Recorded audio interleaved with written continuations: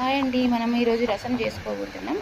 దానికోసం ఒక 2 టమాటా ఉన్న చింతపండు ఉడకబెట్టి పెట్టుకున్నాను ఆల్రెడీ. నేను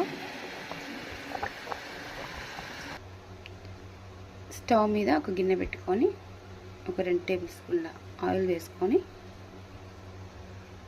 దాంట్లోకి కొన్ని తాలింపు గింజలు వేసుకున్నాం.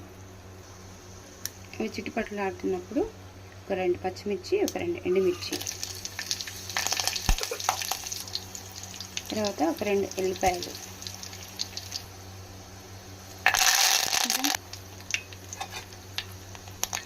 తాలింపు అంతా మంచిగా వేగాక దీంట్లోకి కొంచెం లైట్గా పసుపు,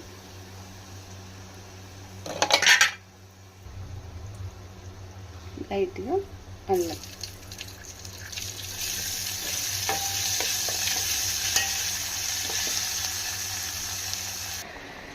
మనం ఇందాక ఉడకబెట్టుకున్న చింతపండు టమాటాని బాగా పిసుక్కోవాలి. ఇలా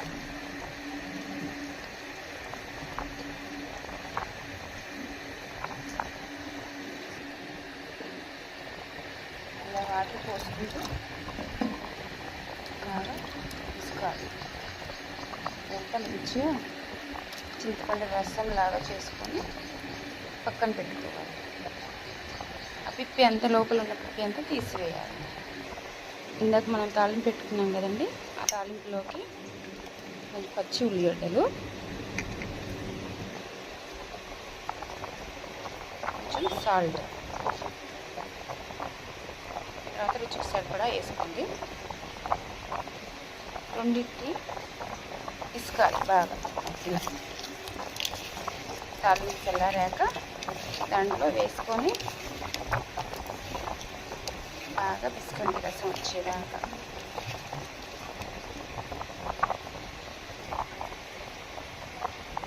ఇలా పిసికాక ఇంట్లో మనం ఇంతకుముందు టమాటా రసం, చింతపండు రసం పిసికి పెట్టుకున్నాం కదా, అది పోసేసుకోవాలి. పోసేసుకొని పొయ్యి మీద పెట్టుకొని కొద్దిసేపు కాగబెట్టుకోవాలి. ఇలా పొయ్యి మీద పెట్టుకొని కొద్దిసేపు కాగబెట్టుకోవాలి. దీంట్లోకి కొంచెం మెంతుల పౌడర్ వేసుకోవాలి, కొంచెం కొత్తిమీర చల్లుకుంటే సరిపోతుంది.